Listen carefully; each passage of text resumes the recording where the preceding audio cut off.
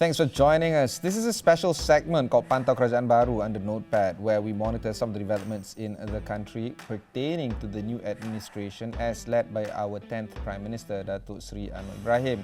For this segment, we did a very interesting interview this morning with Associate Professor Mohd Yusof Saari of the University Putra Malaysia. Largely because of the labour productivity statistics that has been announced or published by the Department of Statistics.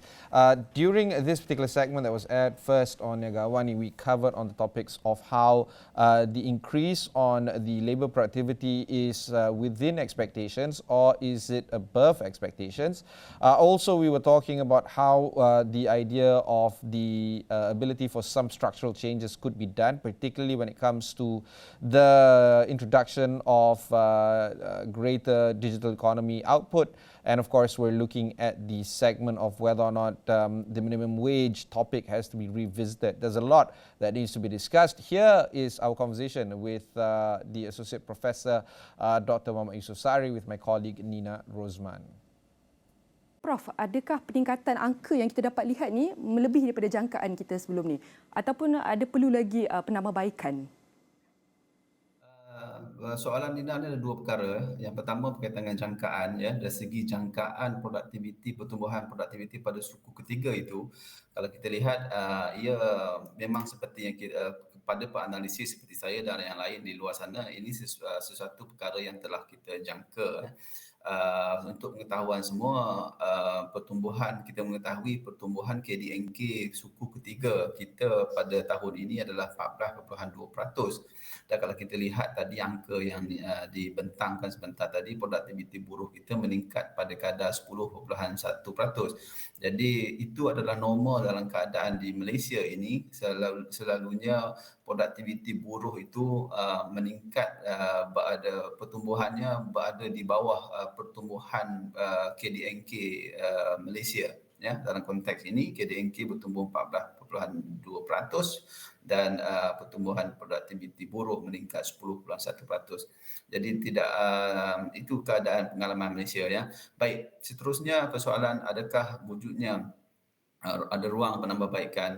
Memang banyak sekali, ya, ni ruang penambahbaikan yang perlu yang terbuka, yang perlu kita perhalusi dan perlu kita bincangkan, ya.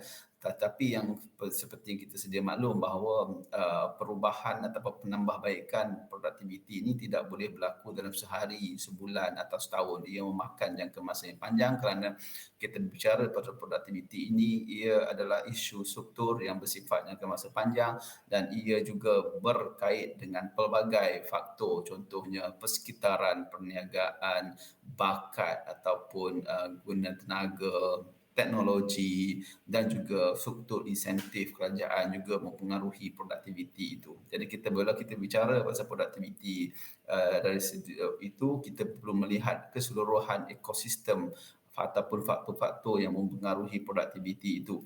Baik, saya nak fokus pada penambahbaikan beberapa perkara yang kita boleh bincangkan kat sini, ya.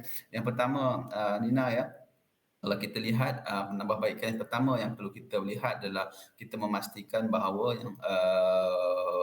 ruang-ruang kosong, vacuum, kekosongan pekerjaan yang ada di luar sana perlu diisi dengan cepat kerana kekurangan pekerjaan itu akan mempengaruhi jumlah pengeluaran, jumlah output yang dikeluarkan dan ini akan mempengaruhi tingkat produktiviti itu. Jadi kalau Nina bentang tadi, kalau kita lihat sektor pertanian masih pertumbuhannya negatif kerana sebahagian besarnya kita tahu sektor ini bergantung kepada buruh asing dan kekurangan buruh asing itu jika tidak ditangani dia akan menyebabkan produktiviti itu akan bertumbuh perlahan, ya.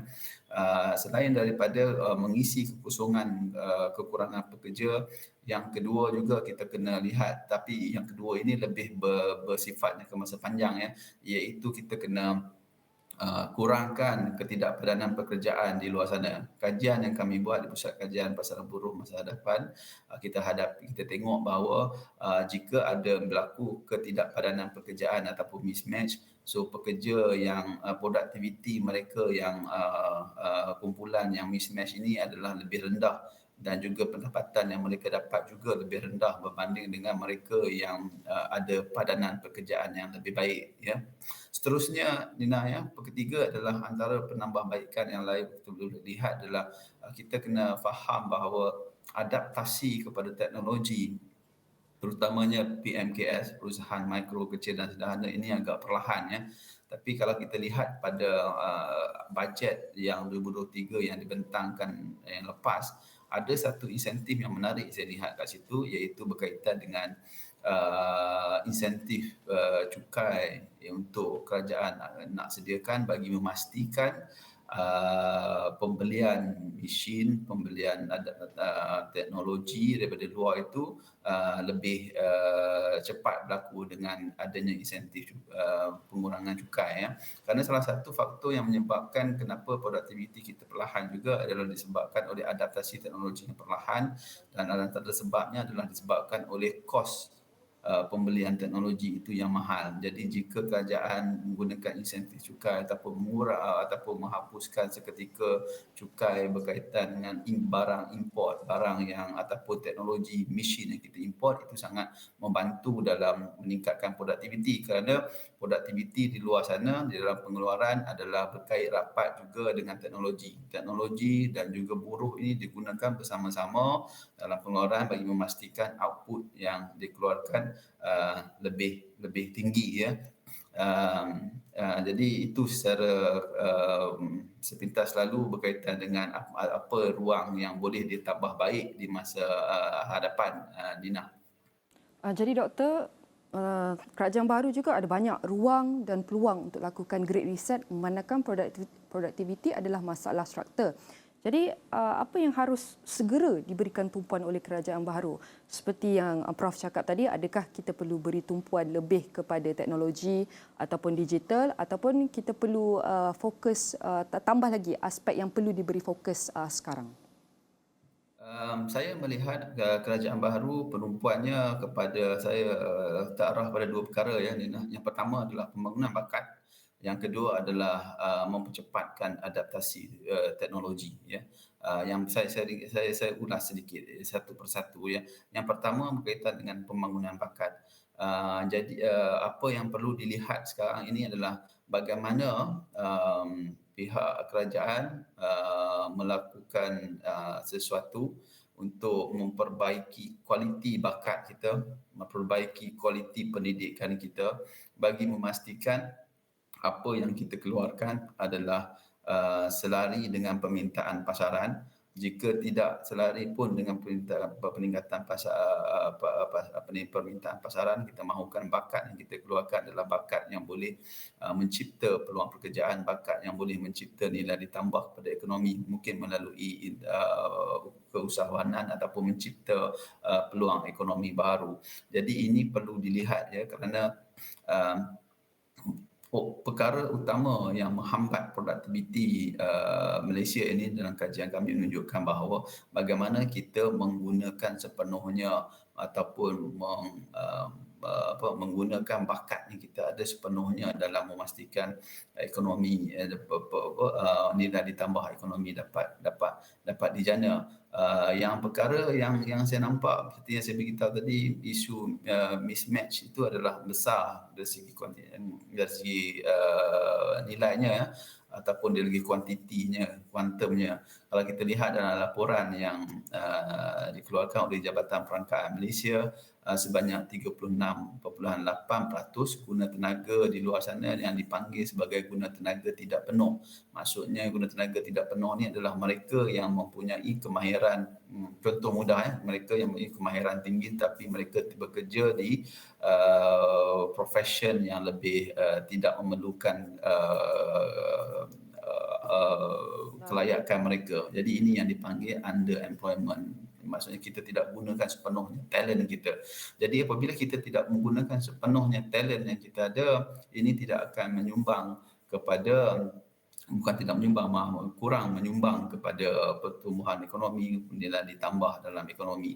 Jadi kita mahukan bakat kita digunakan sepenuhnya di dalam ekonomi, dalam masa yang sama kita mahu mencipta bakat sekarang ini yang bakat yang boleh menyokong pertumbuhan industri, dan bersama kita cuba menjana bakat masa hadapan yang akan memastikan bakat itu tersedia untuk industri yang akan wujud 10 tahun akan masa hadapan. Itu yang kita perlu lihat. Yang pertama, Nina. Yang kedua adalah berkaitan dengan adaptasi teknologi. Jadi kita perlu lihat bila kita cerita pasal adaptasi teknologi ini, ia berkait juga dengan pelaburan, ya.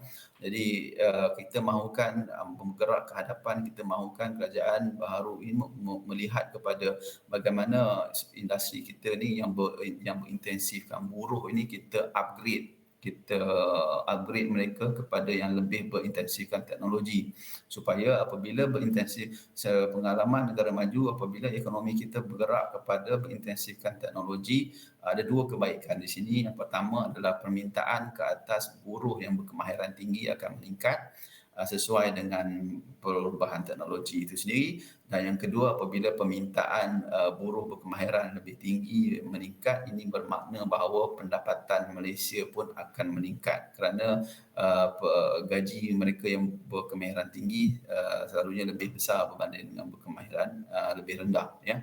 Itu manfaat yang teknologi yang kita boleh bawa. Jadi untuk pelaburan masa akan datang, kita perlu lihat kepada pelaburan yang bawa masuk ke Malaysia adalah pelaburan yang bersifat teknologi, supaya kita mahukan anak pelaburan ini, industri ini dapat memanfaat anak-anak Malaysia yang ada bakat dan ada kemahiran tinggi.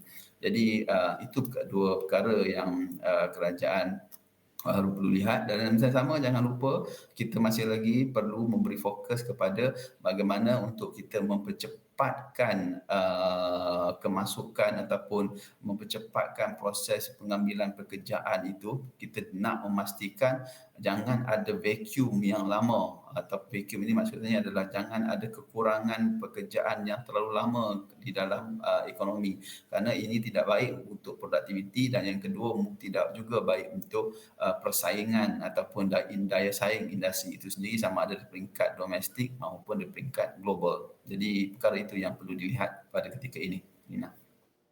Baik, Prof, tadi kita dah sentuh pasal mismatch, kita ada juga menyentuh bagaimana iaitu tenaga pekerja yang kurang kemahiran tinggi dengan adaptasi teknologi, diikuti juga dengan pengaruh pelaburan, dan kita ada juga menyentuh pasal gaji. Namun kalau doktor melihat gaji minimum harus mencerminkan produktiviti. Dengan angka sedia ada gaji minimum kita, adakah gaji kita mencerminkan produktiviti? Baik, yang pertama, Nina, kita kena faham bahawa gaji minimum ini bukanlah sebenarnya diselaras berdasarkan produktiviti, kerana fungsi gaji minimum ini lebih kepada fungsi untuk memastikan pekerja mendapat gaji yang sesuai untuk yang boleh compensate kepada kos hari hidup mereka. Tapi yang gaji ini dengan produktiviti ini sangat menarik. Soalan yang sangat baik sebenarnya, Nina, ya. Kalau kita lihat pengalaman negara-negara maju, ya, produktiviti akan meningkat seiring dengan gaji akan meningkat seiring dengan peningkatan produktiviti. Apabila produktiviti meningkat, Nina, bahasa mudahnya ini bermakna bahawa seorang pekerja boleh mencipta, boleh mengeluarkan output yang lebih. Apabila output lebih dikeluarkan, ini bermakna keuntungan yang didapat oleh syarikat juga lebih. Apabila keuntungan yang dapat oleh syarikat lebih, ini bermakna gaji juga perlulah lebih kepada mereka yang produktif. Itu dari segi kiraan mudahnya begitu, ya. Jadi kajian kami, ya, Nina, kami dapati bahawa wujudnya jurang yang agak luas, yang agak besar di antara produktiviti dan gaji di Malaysia ni. Sebenarnya kita lihat produktiviti meningkat lebih tinggi berbanding dengan gaji. Kalau boleh saya tak ada kesempatan nak tunjuk graf dekat sini, mungkin nanti saya akan tulis dalam kolumnis mungkin, ya. Kita lihat bahawa graf gaji itu meningkat secara lebih mendatar. Ya, jadi ini bermakna bahawa gaji yang dibayar di Malaysia ini tidak reflect kepada pertumbuhan produktiviti itu. Jadi ini perkara yang kita kena lihat, ya. Mungkin kita tidak boleh guna kaedah minimum wages ini untuk intervensi kepada produktiviti. Tapi kalau Singapura, mereka panggil progressive wage system, yang mana gaji mereka tidak berdasarkan gaji minimum tapi berdasarkan progresif. Progresif ini maksudnya dia berdasarkan, lebih bahasa mudahnya, lebih mengikut pada produktiviti lah. Jadi di Malaysia pun kita ada sebenarnya satu inisiatif kerajaan sekarang pada rancangan Malaysia ke-11 yang dulu dah masih diteruskan, berkaitan dengan PWLS, iaitu Productivity Wage Link System. Kita wujudkan PWLS ni untuk melihat bagaimana kita nak menggalakkan industri di luar sana membayar gaji berdasarkan produktiviti buruh, ya. Tapi tidak semua industri di luar sana masih menggunakan PWLS ni, masih tak berapa besar. Mungkin benda ni kita perlu lihat, dan juga kita perlu lihat bagaimana model, ya, bagaimana Nina, ya, bagaimana model perkongsian keuntungan berdasarkan produktiviti itu boleh dicari di luar sana, dia memastikan bahawa produktiviti gaji yang mereka dapat akan gaji pekerja dapat adalah gaji yang boleh meningkatkan produktiviti pekerja. Tapi dalam masa yang sama, Nina, dia ada boleh reverse situation. Maksudnya kalau majikan di luar sana nak meningkatkan produktiviti lebih, bayarlah dengan gaji lebih. Kerana kajian yang kami dah buat, masuk di artikel yang kami tulis bersama dengan MOF dalam Economic Outlook 2023 tu, kita menunjukkan, kita jelas, kita menunjukkan bahawa kalau kita tingkatkan gaji, maka produktiviti juga akan dapat dipertingkatkan. Okay, so as we've covered at length, that was our conversation with Dr. Mohd Yusof Saari of University Putra Malaysia. We'll be back to talk about some other topics outside of the realm of politics, business, and of course the economy. We're going to be talking about some word on tech, precisely and more predominantly on the Oceanic Plus app. That's coming up after these messages.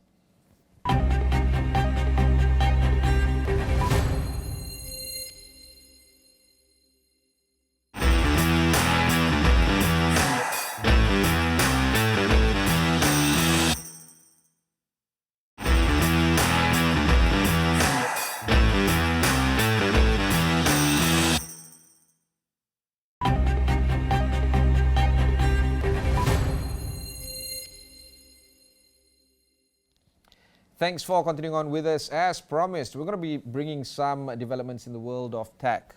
In today's episode, we're going to be talking about the Oceanic Plus app and how it works with the Apple Watch Ultra.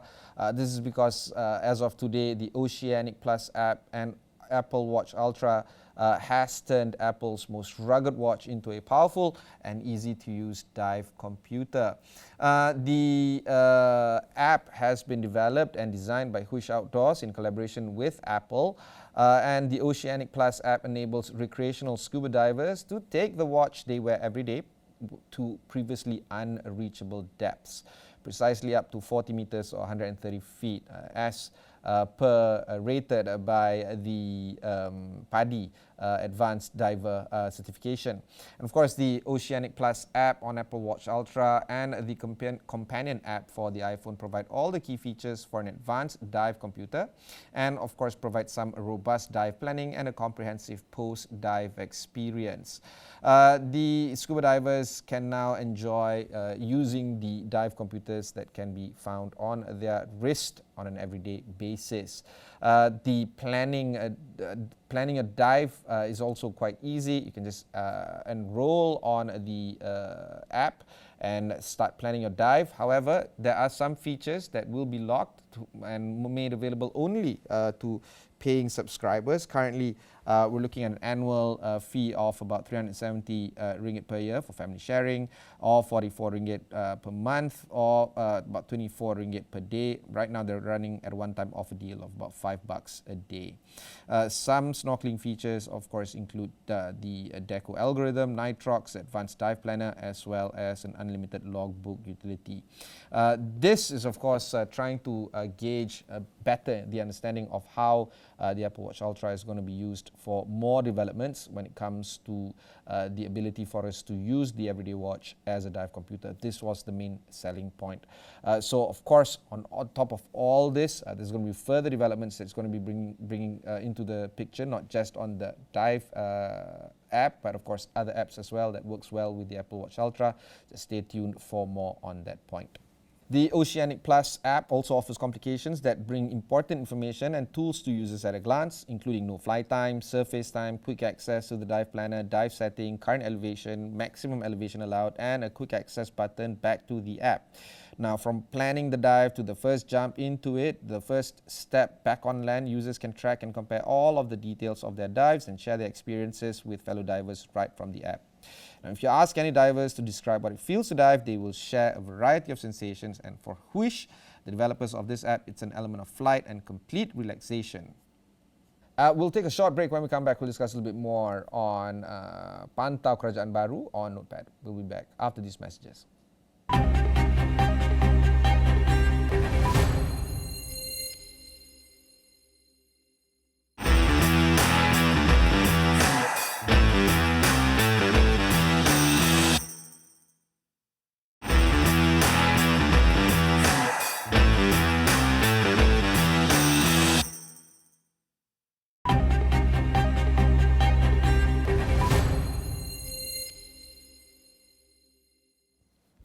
Thanks for continuing on with us. Now, the Social and Economic Research Initiative, or SERI, recently published a white paper talking about the importance of Malaysia and the digital economy.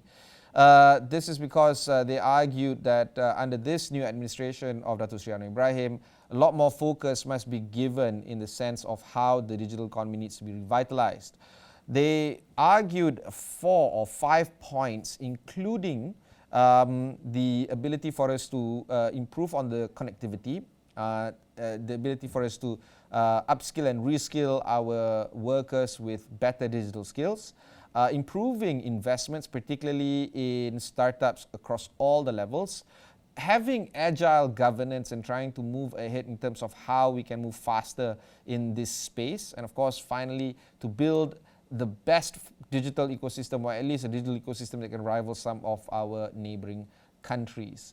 These 5 items needs to be addressed quite extensively, and some of the policy that needs to be thought of or rethought would include items like wondering whether or not single wholesale network is still going to be on the table, whether or not digital national berhad needs to be dismantled or to be continued, whether or not we need to work together between the various digital associations inside our digital bodies inside the government space, including that of MyDigital, MDEC, MIDA, and many more. And of course, trying to see whether or not we need to modify policies that include training, reskilling, and many more initiatives to improve our workers to be better digitally equipped. These items and more is going to be discussed at length with our conversation with SERI in the days to come.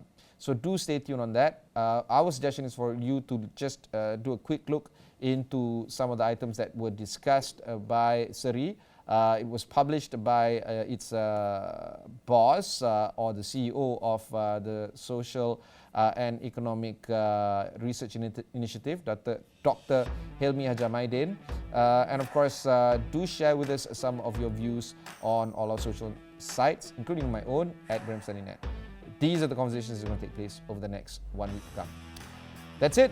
That's all the show that we have for you today. Catch you in the next one.